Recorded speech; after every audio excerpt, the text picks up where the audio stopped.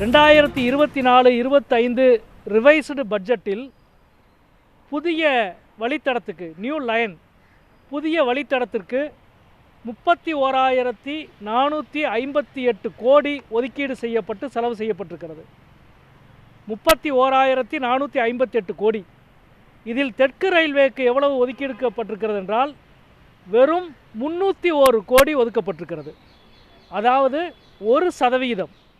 நாடு முழுக்க புதிய வழித்தடத்துக்கு கடந்த ஆண்டு 31,450 கோடி ஒதுக்கப்பட்டது.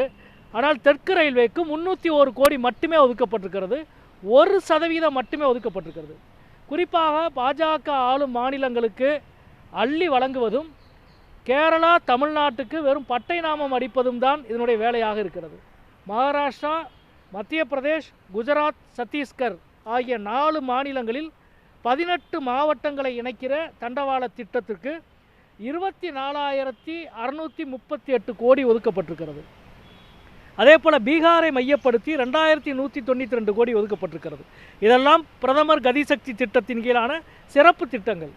அப்படி எந்த சிறப்பு திட்டமும் தமிழ்நாடு, கேரளா, தெற்கு ரயில்வேக்கு இந்த ஆண்டு வழங்கப்படவில்லை. இன்றைக்கு கார்ப்பரேட் நிறுவனங்கள்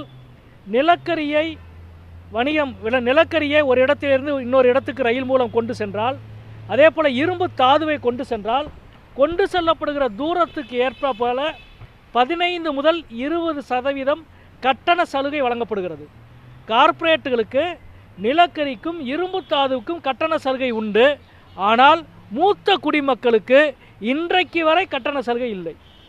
இந்த நாட்டினுடைய மூத்த குடிமக்கள் நிலக்கரியையும் அல்லது இரும்பையும் விட மோசமானவராகிவிட்டார்களா என்ற கேள்வி இருக்கிறது. எனவே சீனியர் சிட்டிசனுக்கான இந்த மூத்த குடிமக்களுக்கான பயண கட்டண சலுகையை உடனடியாக வழங்க வேண்டும் என்று தெரிவித்திருக்கிறோம். ரயில் ஓட்டுநர்கள் 600 காலி பணியிடங்கள் இருக்கிறது.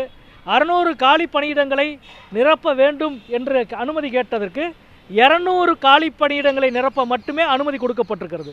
இதுவெல்லாம் மிக கடுமையான சிரமங்களை தெற்கு ரயில்வேக்கு உருவாக்கி கொண்டிருக்கிறது என்பதை தெரிவித்திருக்கிறோம். பட்டினி போட்டு பணிய வைக்கிற ஒரு ஃபார்முலா தான் பாஜகவினுடைய ஃபார்முலா. உனக்கு எதுவும் கொடுக்க மாட்டேன், நான் சொல்கிறத செய், எங்களை ஆதரி என்பதான். நீங்கள் வெளிப்படையாக மெட்ரோ ரயில் விஷயத்தில் என்ன சொன்னான் பாரு, எடப்பாடி ஆட்சிக்கு வந்தால் மெட்ரோ ரயில் வரும் என்று அதிமுக சொன்னதும் பாஜக சொன்னதையும் நம்ம பார்த்தோம்.